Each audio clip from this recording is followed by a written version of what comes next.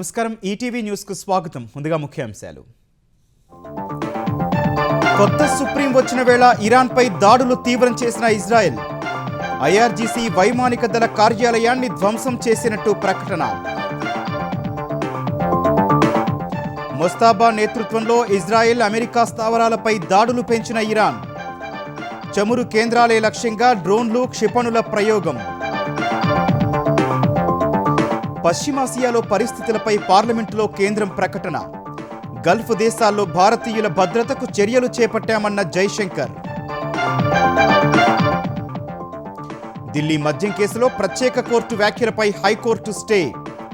CBI పిటిషన్పై 23 మందికి నోటీసులు జారీ. ఈ నెల 16న తదుపరి విచారణ. ఏపీ మద్యం కేసులో కృష్ణమోహన్ రెడ్డి, ధనుంజయ రెడ్డిలను ప్రశ్నిస్తోన్న ఈడీ. ముడుపులు మళ్లించిన తీరుపై ఆరా తీసిన అధికారులు. వైసీపీ 5 ఏళ్ల పాలనలో కల్తీ కుంభకోణాలేనన్న చంద్రబాబు. ల్యాండ్ టైటిలింగ్ యాక్ట్తో రైతులను ఇబ్బంది పెట్టారని నంద్యాల పర్యటనలో విమర్శ. అన్ని సౌకర్యాలతో స్పోర్ట్స్ యూనివర్సిటీల నిర్మాణానికి రేవంత్ ఆదేశాలు. భవిష్యత్ అవసరాలు శిక్షణకు అనుగుణంగా తీర్చిదిద్దాలని సూచన.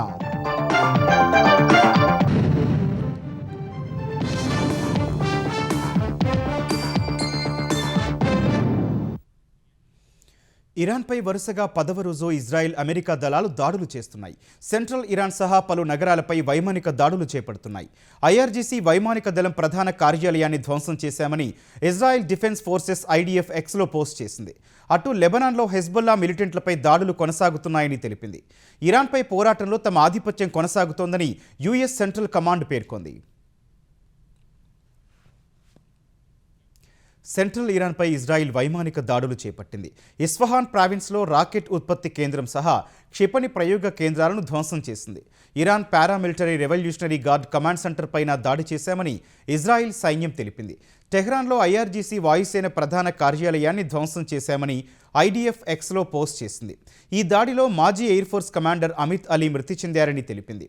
దాడులకు ఆదేశాలిచ్చే కమాండ్ కంట్రోల్ సెంటర్ను సైతం ధ్వంసం చేశామని వివరించింది. ఇరాన్పై తమ ఆధిపత్యం కొనసాగుతుందని యుఎస్ సెంట్రల్ కమాండ్ ఒక వీడియోను ఎక్స్లో పోస్ట్ చేసింది.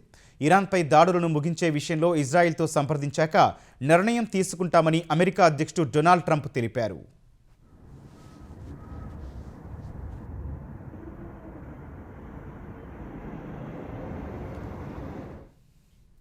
లెబనాన్ రాజధాని బీరూట్ సహా పలు నగరాలపై ఇజ్రాయెల్ సైన్యం వైమానిక దాడులు చేపట్టింది.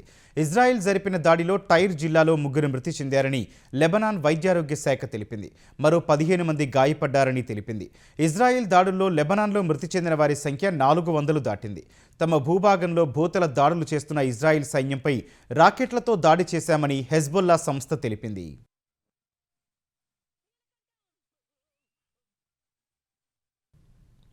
ఈ నెల 3న దక్షిణ లెబనాన్లోని నివాస ప్రాంతాలపై వైట్ పాస్ఫరస్ బాంబులతో ఇజ్రాయిల్ దాడి చేసిందని న్యూయార్క్ కేంద్రంగా పనిచేసే హ్యూమన్ రైట్స్ వాచ్ సంస్థ ఆరోపించింది. అందుకు సంబంధించిన ఆధారాలు తమ వద్ద ఉన్నాయని తెలిపింది. వైట్ పాస్ఫరస్ వల్ల పౌరులు ప్రాణాలు కోల్పోయే ప్రమాదం ఉందని వివరించింది.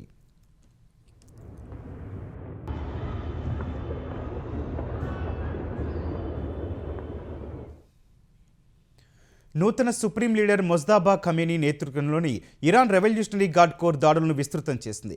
గల్ఫ్ దేశాల్లోని అమెరికా సైనిక స్థావరాలు సహా చమురు కేంద్రాలపై డ్రోన్లు క్షిపణులతో విరుచుకుపడుతోంది.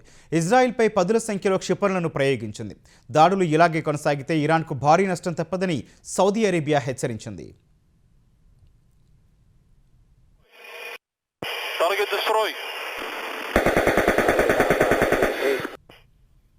గల్ఫ్ దేశాలపై ఇరాన్ దాడులు కొనసాగుతున్నాయి. ఇరాన్ జరిపిన డ్రోన్ దాడిలో మనామాలోని సిత్రా ప్రాంతంలో 32 మంది గాయపడ్డారని బహ్రెయిన్ మీడియా తెలిపింది. వారిలో 4 పరిస్థితి విషమంగా ఉందని వెల్లడించింది. ఇరాన్ డ్రోన్ దాడి తర్వాత చమురు ఎగుమతులను తాత్కాలికంగా నిలిపివేస్తున్నట్లు బహ్రెయిన్ ప్రభుత్వ చమురు సంస్థ బాప్కో ఎనర్జీస్ తెలిపింది. షాయిబా చమురు కేంద్రం దిశగా వచ్చిన 4 డ్రోన్లను గగనతలంలోనే అడ్డుకున్నామని సౌదీ అరేబియా రక్షణ శాఖ తెలిపింది. అమెరికా సైనికులు బస చేస్తున్న ప్రిన్స్ సుల్తాన్ వైమానిక స్థావరం దిశగా దూసుకొచ్చిన బాలిస్టిక్ క్షిపణిని పేల్చివేశామని పేర్కొంది. ఇరాన్ క్షిపణి దాడిలో ఒక భారతీయుడు మృతి చెందినట్లు వార్తలు రాగా అవి నిరాధారమని సౌదీ అరేబియాలోని భారత రాయబార కార్యాలయం తెలిపింది. అబుదాబిలో డ్రోన్ శిథిలాలు పడి 2 గాయపడ్డారు.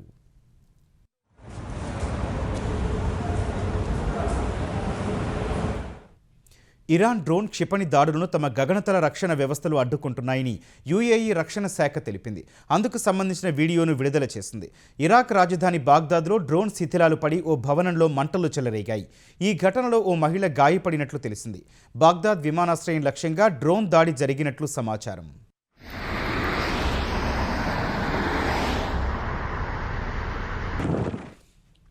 అటు ఇజ్రాయెల్పై క్షిపణి దాడులు కొనసాగుతున్నాయి. టెల్ అవీవ్ సహా ఇతర నగరాల గగనతలంలో క్షిపణులు దూసుకెళ్తున్న దృశ్యాలు కనిపించాయి. పలుచోట్ల క్షిపణి శకలాలు పడి కార్లు, ఇళ్లు స్వల్పంగా దెబ్బతిన్నాయి. ఇరాన్ క్షిపణి దాడులను గగనతలంలోనే అడ్డుకుంటున్నామని ఇజ్రాయెల్ డిఫెన్స్ ఫోర్సెస్ తెలిపింది. పశ్చిమాసియాలో యుద్ధం ముగిసే సూచనలు కనిపించనందున ముడి చమురు ధరలు భారీగా పెరుగుతున్నాయి. షికాగో మెర్కంటైల్ ఎక్స్చేంజీలో ట్రేడింగ్ ప్రారంభమైన కాసేపటికే బ్యారెల్ బ్రెంట్ క్రూడ్ ధర 25% పెరిగి $119 గరిష్ట స్థాయిని తాకింది. ఫలితంగా 2022 తర్వాత తొలిసారి బ్యారెల్ ముడి చమురు ధర $100 దాటింది. గత శుక్రవారం బ్రెంట్ క్రూడ్ ధర $92.69 వద్ద ముగిసింది. అమెరికాలో ఉత్పత్తి అయ్యే west Texas intermediate sweet crude ధర కూడా 27% పెరిగి $119 తాకింది. హోర్ముజ్ జలసంధిని ఇరాన్ మూసివేసిన తర్వాత చమురు రవాణాకు ఆటంకం కలుగుతోంది. నిత్యం హోర్ముజ్ జలసంధి గుండా 15 మిలియన్ బ్యారెళ్ల చమురు రవాణా అవుతుందని అంచనా. చమురు రవాణా నిలిచిపోయినందున ఇరాక్, కువైట్, ఇరాక్, యుఏఈ ముడి చమురు ఉత్పత్తిని పెంచాయి. అటు ఇరాన్లోని ఇంధన కేంద్రాలపై ఇజ్రాయిల్ దాడి చేసినందున చమురు ధరలు ఇప్పట్లో తగ్గే సూచనలు కనిపించడం లేదు. మరోవైపు చమురు ధరల పెరుగుదల స్వల్పకాలికమేనని అమెరికా అధ్యక్షుడు డొనాల్డ్ ట్రంప్ అన్నారు. ఇరాన్ అణ్వాయుధ ముప్పు తొలగితే ఇంధన ధరలు క్రమంగా తగ్గుతాయని తన సామాజిక మాధ్యమం ట్రూత్ సోషల్లో పోస్ట్ చేశారు. ప్రపంచ శాంతి, అమెరికా భద్రత కోసం కొంత మొత్తం చెల్లించక తప్పదని రాసుకొచ్చారు. పశ్చిమాసియాలో చిక్కుకున్న భారతీయులను వెనక్కి రప్పించేందుకు భారత్ అన్ని రకాలుగా ప్రయత్నిస్తోందని విదేశాంగ శాఖ మంత్రి జైశంకర్ తెలిపారు. గల్ఫ్ దేశాల్లో నివసిస్తున్న సుమారు 1 కోటి మంది భారతీయుల రక్షణకు చర్యలు చేపట్టినట్టు పేర్కొన్నారు.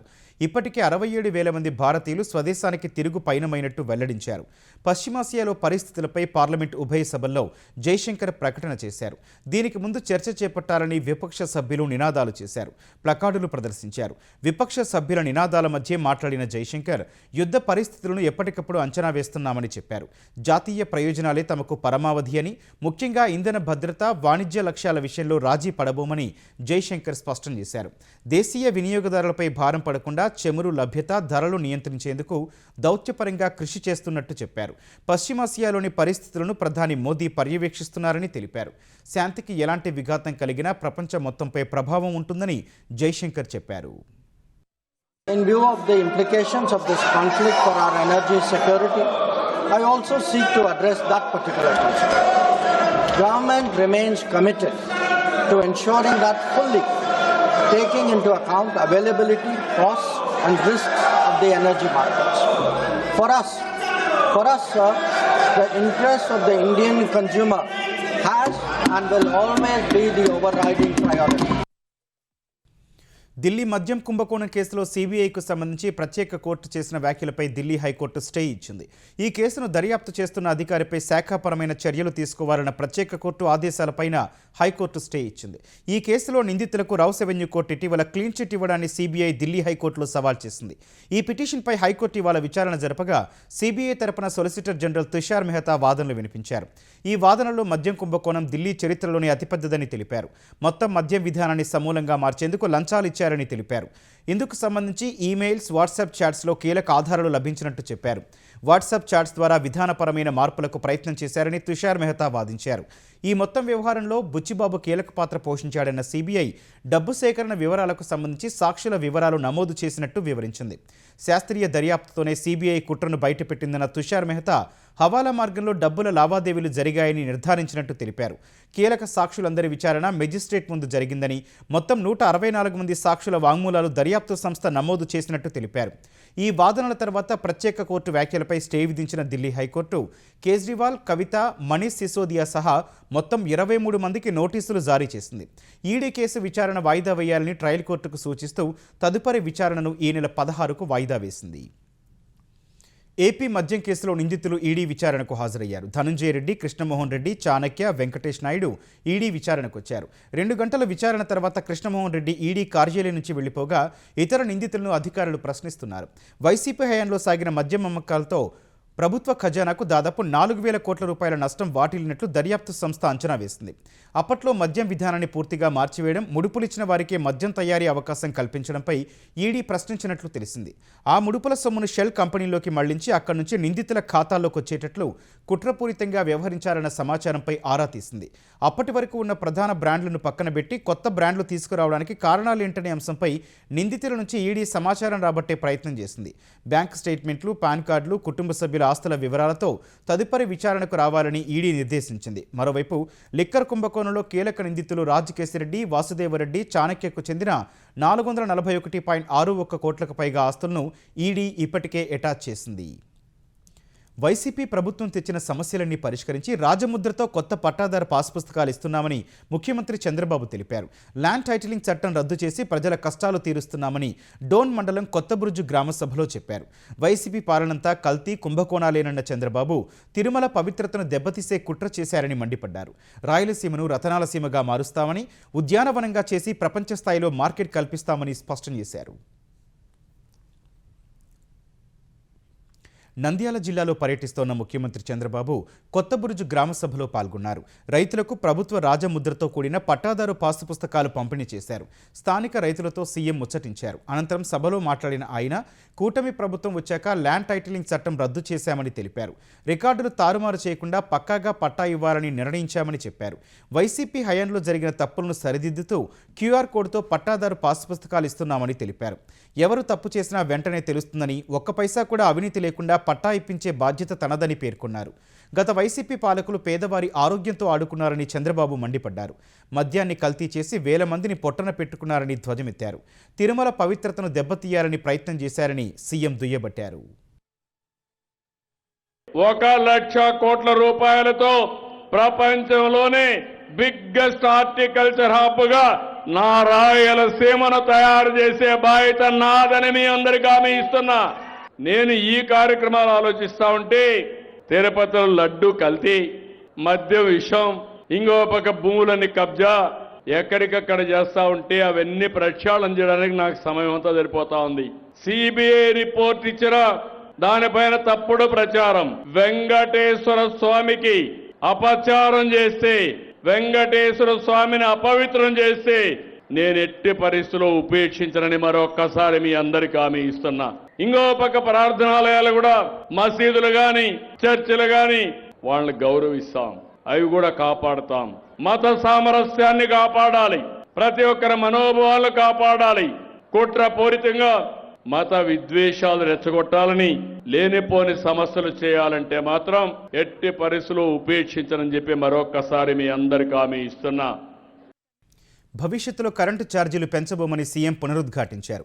ట్రూ అప్ పేరుతో గత ప్రభుత్వం ప్రజలపై భారం మోపితే కూటమి ప్రభుత్వం వచ్చాక బకాయిలు చెల్లించామని తెలిపారు. రాష్ట్రంలో సుస్థిర పాలనే సమగ్ర అభివృద్ధికి నాంది అని చంద్రబాబు వివరించారు. నా ఆలోచన ఒకటి, మీరందరూ అభిమానించే పరిపాలన రావాలి, అందరికీ న్యాయం జరగాలి. అందుకే ప్రతి ఒక్క సేవ మన మిత్ర వాట్సాప్ గవర్నెన్స్ లో ఇస్తా. మీరు ఏ ఆఫీసుకు పోయే పని లేదు, దర్జాగా మీ సెల్ ఫోన్ పెట్టుకొని ఇంట్లో కూర్చొని ఏ పని కావాలన్నా, ఏ సర్టిఫికేట్ కావాలన్నా తీసుకోండి. రెండోది, ఒకవేళ మీరు ఆ సర్టిఫికెట్సే కాకుండా అది రాయడం కూడా తెలియకపోతే రాబోయే రోజుల్లో మీరు ఫోన్లో మాట్లాడి, ఇంట్లో మాట్లాడినట్టు మాట్లాడి, నేను ఇన్ని గంటలకు ఇక్కడి నుంచి నంద్యాలకు పోవాలా, బస్సు ఎప్పుడు వస్తుందని అడిగితే అదే చెప్తుంది. చెప్పిన తర్వాత మీరు బుక్ చేసుకుంటే నేరుగా దర్జాగా రిజర్వేషన్ వచ్చి నేరుగా వెళ్ళిపోయే పరిస్థితికి వస్తారు. అంటే మీరు మాట్లాడే మాటలు కూడా టెక్స్ట్ గా కన్వర్ట్ చేసి సమస్య పరిష్కారం చేసి మళ్ళా మీకు జవాబు చెప్పే బాధ్యత నాదని మీ అందరికీ హామీ ఇస్తున్నా. టెక్నాలజీని ఉపయోగిస్తాం, మీకు మెరుగైనటువంటి జీవన ప్రమాణాలు పెంచుతాం. అయితే మీ దగ్గర నుంచి ఒకటే నాకు కావాలి, నేను చెప్పేదంతా వింటున్నారు. రేపు మళ్ళా మీరు ఏం చేస్తున్నారంటే అన్ని బాగున్నాయి, వీళ్ళు లేకపోయినా పర్వాలేదు అనుకుంటున్నారు. నా పని వైకుంఠ పాడి మారిగా తయారవుతుంది. పైకి ఎక్కించడం, మళ్ళా కిందికి పడడం, మళ్ళా పైకి ఎక్కించడం. అది మారాలి. సుస్థిరమైన పాలన సమగ్ర అభివృద్ధికి నాంది. ఆ విషయం మీరు గుర్తుపెట్టుకోవాలి. గతంలో కుటుంబ నియంత్రణను ప్రోత్సహించామని, ఇప్పుడు కాలం మారింది, పరిస్థితులు కూడా మారాయన్నారు. జనాభా ఉంటేనే ఏదైనా ఉపయోగించుకునేందుకు వీలుంటుందని చంద్రబాబు స్పష్టం చేశారు. ఒలింపిక్స్ లక్ష్యంగా క్రీడాకారులకు శిక్షణ ఇచ్చేందుకు వీలుగా అన్ని సౌకర్యాలు ఉండే స్పోర్ట్స్ యూనివర్సిటీలు నిర్మించాలని అధికారులను సీఎం రేవంత్ రెడ్డి ఆదేశించారు. ఒలింపిక్స్, కామన్వెల్త్ క్రీడలకు తెలంగాణ ఆతిథ్యం ఇచ్చేలా ప్రణాళికలు సిద్ధం చేయాలని సూచించారు. క్రీడా శాఖపై సమీక్ష నిర్వహించిన సీఎం స్పోర్ట్స్ యూనివర్సిటీ నిర్మాణాలకు సంబంధించిన డిజైన్లను పరిశీలించారు. గచ్చిబౌలి అవుట్డోర్ స్టేడియంను పునరుద్ధరించడం సహా indoor stadium, university complex, hostel భవనాలు, మైదానాలు, శిక్షణకు అవసరమయ్యే సౌకర్యాలు ఉండేలా జాగ్రత్తలు తీసుకోవాలని సీఎం దిశానిర్దేశం చేశారు. హైదరాబాద్లోని Kotla Vijayabhaskar Reddy stadium, LB stadium, Saroor Nagar స్టేడియంలను భవిష్యత్ అవసరాలు, శిక్షణ, పోటీలకు అనుగుణంగా ఆధునీకరించాలని అధికారులను రేవంత్ రెడ్డి ఆదేశించారు. వచ్చే ఆర్థిక సంవత్సరానికి తెలంగాణ బడ్జెట్ ప్రతిపాదనల ఖరారు కోసం వివిధ శాఖల సన్నాహక సమావేశాలు రేపు జరగనున్నాయి. 2026-27 బడ్జెట్ ప్రతిపాదనలపై డిప్యూటీ సీఎం భట్టి విక్రమార్క నేతృత్వంలో శాఖల వారీగా సమావేశాలు నిర్వహించనున్నారు. గతంలోనే కొన్ని శాఖలకు సంబంధించిన సమావేశాలు జరగగా మిగిలిన శాఖలకు సంబంధించి రేపు సమీక్ష జరగనుంది. ఈ సమీక్షకు సంబంధిత శాఖల మంత్రులు, అధికారులు హాజరు కానున్నారు. మంత్రులు, అధికారులతో భట్టి విడివిడిగా సమావేశమై ఇప్పటికే తయారు చేసిన ప్రతిపాదనలను పరిశీలిస్తారు. వచ్చే ఏడాది అవసరాలు, అందుకు తగ్గట్టుగా నిధుల కేటాయింపు, సంబంధిత అంశాలపై చర్చించి ఆయా శాఖల బడ్జెట్ ప్రతిపాదనలకు తుది రూపు ఇవ్వనున్నారు. 2026-27 ఆర్థిక సంవత్సరానికి ప్రవేశపెట్టే బడ్జెట్ ఆర్థిక, సామాజిక, రాజకీయ అభివృద్ధికి దోహదపడేలా ఉంటుందని ఉప ముఖ్యమంత్రి భట్టి విక్రమార్క తెలిపారు. కుటుంబ సమేతంగా తిరుమలకు వెళ్లిన భట్టి విక్రమార్క శ్రీవారిని దర్శించుకున్నారు. భట్టి కుటుంబ సభ్యులకు టీటీడీ అధికారులు స్వాగతం పలకగా స్వామివారిని దర్శించుకుని మొక్కులు చెల్లించారు. అనంతరం రంగనాయకుల మండపంలో పండితులు ఆశీర్వచనం చేసి స్వామివారి తీర్థ ప్రసాదాలు అందించారు. కుమారుడి పెళ్లి తర్వాత శ్రీవారి ఆశీస్సుల కోసం వచ్చామన్న భట్టి ప్రపంచంతో పోటీ పడేలా ఈసారి తెలంగాణ బడ్జెట్ ఉంటుందని వెల్లడించారు. తెలంగాణ విజన్ 2047 డాక్యుమెంట్ సమగ్రాభివృద్ధికి స్వామివారి సహకారాలు ఉండాలని ఆకాంక్షించారు. ఆర్థిక, సామాజిక, రాజకీయ అభివృద్ధితో పాటు తెలంగాణ రాష్ట్రం ప్రపంచంతో పోటీపడే స్థాయిలో అభివృద్ధి చెందాలని, దానికి కావలసిన వనరులన్నీ కూడా సమకూరాలని, తెలంగాణ రాష్ట్రం 2047 విజన్ డాక్యుమెంట్ ఏ రకంగా అయితే ముందు తీసుకుంటున్నామో సంక్షేమము, అభివృద్ధి, అట్లాగే ఇన్ఫ్రాస్ట్రక్చర్ అన్నిటితో కలిసినటువంటి సమగ్ర అభివృద్ధితో కూడిన తెలంగాణ రాష్ట్రం ముందుకు ఎదిగేటట్టుగా, అట్లాగే రెండు రాష్ట్రాలు కూడా ఎదగాలని, అభివృద్ధి చెందాలని, ప్రపంచవ్యాప్తంగా ఉన్నటువంటి తెలుగు వాళ్ళంతా కూడా సుఖంగా, సంతోషంగా ఉండాలని, ఆ రకంగా ఆశీర్వదించాలని భగవంతుడు కోరుకుంటున్నారు. తెలంగాణ శాసనసభ కార్యకలాపాలు సహా బడ్జెట్కు సంబంధించిన అంశాలు, రాజకీయ పరిస్థితులపై అవగాహన కల్పించేందుకు బీఆర్ఎస్ ఎమ్మెల్యేలు, ఎమ్మెల్సీలకు కార్యశాల నిర్వహించనున్నారు. హైదరాబాద్ శివార్లోని ఒక రిసార్ట్లో రేపు బీఆర్ఎస్ ఎమ్మెల్యేలు, ఎమ్మెల్సీలకు అవగాహన కార్యక్రమం ఏర్పాటు చేశారు. ఆయా అంశాలపై అవగాహన ఉన్న నిపుణులతో వారికి సంబంధించిన అంశాలపై అవగాహన కల్పిస్తారు. రాష్ట్రం, దేశవ్యాప్తంగా నెలకొన్న రాజకీయ పరిస్థితులు, మారుతున్న పరిణామాలపై కూడా అవగాహన కల్పించనున్నారు. ఈ సందర్భంగా బీఆర్ఎస్ కార్యనిర్వాహక అధ్యక్షుడు కేటీఆర్, మాజీ మంత్రి హరీష్ రావు, పార్టీ ఎమ్మెల్యేలు, ఎమ్మెల్సీలకు వివిధ అంశాలపై దిశానిర్దేశం చేయనున్నారు. సెకండ్ ఫేజ్లో భాగంగా ఎన్టీపీసీ రామగుండంలో ఏర్పాటు చేయనున్న 3x800 మెగావాట్ల థర్మల్ పవర్ ప్రాజెక్టుతో తెలంగాణ ప్రభుత్వం విద్యుత్ కొనుగోలు ఒప్పందం చేసుకోవాలని కేంద్ర మంత్రి కిషన్ రెడ్డి సూచించారు. పూర్తి 5x800 మెగావాట్ల ప్రాజెక్టుకు అవసరమైన బొగ్గును సమీకరించుకోవడంలో ఎన్టీపీసీకి తగిన స్వేచ్ఛనివ్వాలని కోరారు. ఈ మేరకు సీఎం రేవంత్ రెడ్డికి కిషన్ రెడ్డి బహిరంగ లేఖ రాశారు. థర్మల్ పవర్ ప్రాజెక్టు ద్వారా నాణ్యమైన విద్యుత్తును తక్కువ ధరకే ఉత్పత్తి చేసి తెలంగాణ విద్యుత్ అవసరాలను తీర్చేందుకు ఎన్టీపీసీ సిద్ధంగా ఉందన్నారు. తద్వారా ప్రభుత్వానికి, ప్రజలకు లబ్ధి చేకూరనుందన్నారు. ఈ విషయమే వ్యక్తిగతంగా చొరవ తీసుకుని 3x800 మెగావాట్ల థర్మల్ పవర్ ప్రాజెక్టుతో విద్యుత్ కొనుగోలు ఒప్పందం చేసుకునేలా కృషి చేయాలని సీఎంకు విజ్ఞప్తి చేశారు. అటు ప్రభుత్వానికి, ఇటు ప్రజలకు మేలు చేకూర్చే రామగుండం థర్మల్ విద్యుత్ ప్రాజెక్టుకు సహకరించాలని కిషన్ రెడ్డి కోరారు. మంగళగిరి నియోజకవర్గం తాడేపల్లి మహానాడు ప్రాంత ప్రజల దశాబ్దాల కలను ఏపీ విద్యాశాఖ మంత్రి నారా లోకేష్ నెరవేర్చారు. తాడేపల్లి పట్టణం సీతానగరం మహానాడు వద్ద రిటైనింగ్ వాల్ నిర్మాణానికి లోకేష్ శంకుస్థాపన చేసి శిలాఫలకం ఆవిష్కరించారు. తాడేపల్లిలో ప్రకాశం బ్యారేజీ దిగువన 294.2 కోట్ల రూపాయల వ్యయంతో దాదాపు 1.5 కిలోమీటర్లు వరద రక్షణ గోడను నిర్మించనున్నారు. ఎన్నికల వేళ ఇచ్చిన హామీ నిలబెట్టుకుంటూ నిర్మించే ఈ రక్షణ గోడను 15 లక్షల క్యూసెక్ల ప్రవాహాన్ని తట్టుకునే విధంగా నిర్మించనున్నారు. కేవలం సాధారణ గోడ కాకుండా భూమిలో లోపల 26 నుంచి 38 మీటర్ల లోతు వరకు 1920 పైల్స్ వేసి పైల్ రాఫ్ట్ సాంకేతికతతో భూకంపాలు, నీటి ఉధృతిని తట్టుకునే విధంగా నిర్మిస్తారు. ఈ గోడ నిర్మాణం పూర్తయితే సుందరయ్య నగర్, మహానాడు కాలనీ వంటి లోతట్టు ప్రాంతాల్లో నివసించే దాదాపు 50,000 మంది ప్రజలు వరద భయం నుంచి శాశ్వత విముక్తి లభిస్తుంది. అమరావతి రాజధాని పరిధిలోని కీలక ప్రాంతాలు, జాతీయ రహదారి 65కు ఈ గోడ రక్షణగా నిలవనుంది. అంతర్జాతీయ మహిళా దినోత్సవం సందర్భంగా రిటైర్డ్ మహిళా ఎస్ఐ మల్లేశ్వరి సేవలను ఏపీ హోంమంత్రి అనిత ప్రశంసించారు. ఆమె నివాసానికి వెళ్లి అభినందించారు. మల్లేశ్వరి భర్త కూడా పోలీసు శాఖలోనే సేవలందిస్తూ 2024 ఎన్నికల సమయంలో విధులు నిర్వహించే క్రమంలో జరిగిన రోడ్డు ప్రమాదంలో ప్రాణాలు కోల్పోవడం విషాదకరమని అనిత అన్నారు. విషాదాన్ని అధిగమించి మల్లేశ్వరి మరింత సంకల్పంతో ప్రజలకు సేవ చేయడం అభినందనీయమని వెల్లడించారు. రోడ్డు ప్రమాదాల్లో మరణించిన వారి కుటుంబాలకు వెంటనే పరిహారం అందేలా ఆమె నిరంతరం సేవలు అందించారని అనిత కొనియాడారు.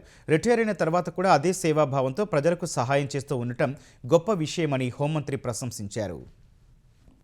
తెలంగాణలో ప్రజాపాలన ప్రగతి ప్రణాళిక పేరుతో నిర్వహిస్తున్న 99 రోజుల కార్యాచరణ ప్రణాళికలో ప్రజలు భాగస్వాములై విజయవంతం చేయాలని మంత్రి పొన్నం ప్రభాకర్ విజ్ఞప్తి చేశారు. సిద్దిపేట జిల్లా హుస్నాబాద్లో 99 రోజుల కార్యాచరణ ప్రణాళికలో భాగంగా ఏర్పాటు చేసిన 5K రన్ను మంత్రి జెండా ఊపి ప్రారంభించారు. ఈ సందర్భంగా కాసేపు విద్యార్థులతో కలిసి యోగా చేసిన పొన్నం అనంతరం బైక్పై వీధుల్లో తిరుగుతూ మార్నింగ్ వాకర్స్ను పలకరించారు. పరిసరాలను పరిశుభ్రంగా ఉంచుకోవడంతో పాటు ప్లాస్టిక్ వాడకాన్ని తగ్గించి పర్యావరణాన్ని పరిరక్షించుకోవాలని ప్రజలను మంత్రి కోరారు. అనంతరం 5K రన్లోని విజేతలకు పొన్నం బహుమతులు అందించారు.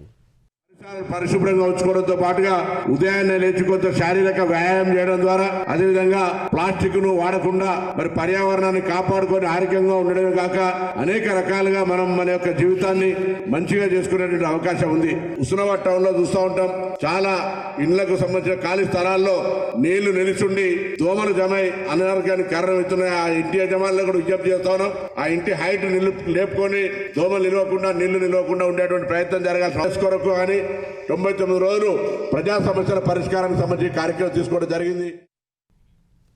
తూర్పు పసిఫిక్ మహాసముద్రంలో అక్రమంగా మాదక ద్రవ్యాలను తరలిస్తున్న బోటుపై దాడి చేశామని అమెరికా సైన్యం తెలిపింది.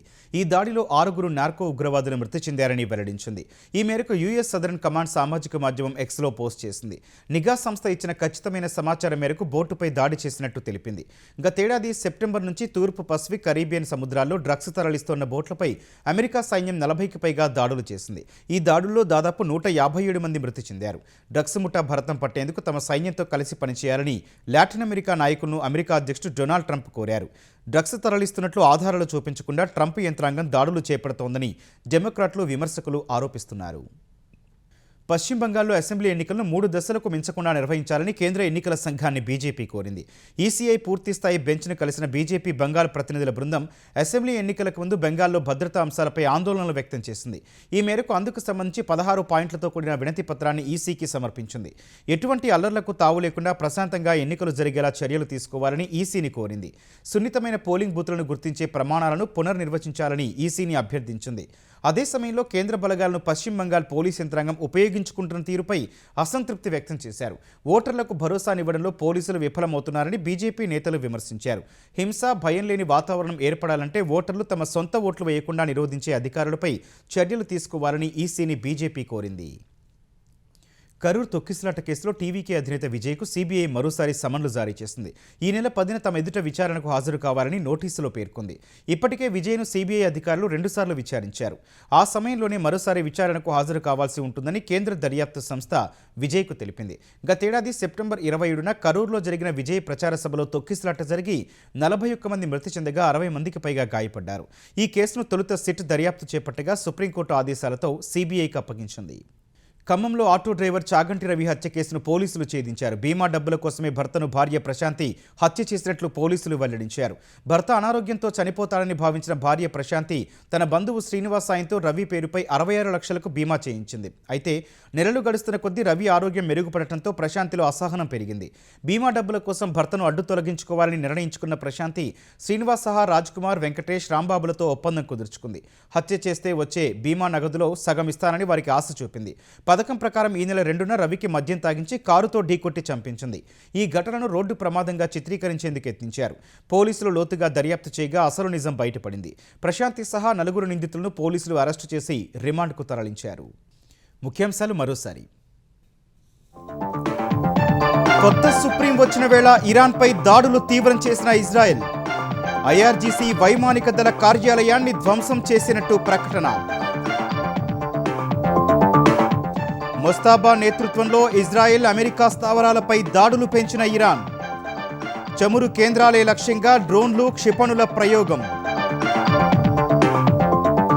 పశ్చిమాసియాలో పరిస్థితులపై పార్లమెంటులో కేంద్రం ప్రకటన. గల్ఫ్ దేశాల్లో భారతీయుల భద్రతకు చర్యలు చేపట్టామన్న జైశంకర్. ఢిల్లీ మద్యం కేసులో ప్రత్యేక కోర్టు వ్యాఖ్యలపై హైకోర్టు స్టే. సిబిఐ పిటిషన్పై 23 మందికి నోటీసులు జారీ. ఈ నెల 16న తదుపరి విచారణ. ఏపీ మద్యం కేసులో కృష్ణమోహన్ రెడ్డి, ధనుంజయ రెడ్డిలను ప్రశ్నిస్తోన్న ఈడీ. ముడుపులు మళ్లించిన తీరుపై ఆరా తీసిన అధికారులు. వైసీపీ 5 ఏళ్ల పాలనలో కల్తీ, కుంభకోణాలేనన్న చంద్రబాబు. ల్యాండ్ టైటిలింగ్ యాక్ట్తో రైతులను ఇబ్బంది పెట్టారని నంద్యాల పర్యటనలో విమర్శ. అన్ని సౌకర్యాలతో స్పోర్ట్స్ యూనివర్సిటీల నిర్మాణానికి రేవంత్ ఆదేశాలు. భవిష్యత్ అవసరాలు, శిక్షణకు అనుగుణంగా తీర్చిదిద్దాలని సూచన.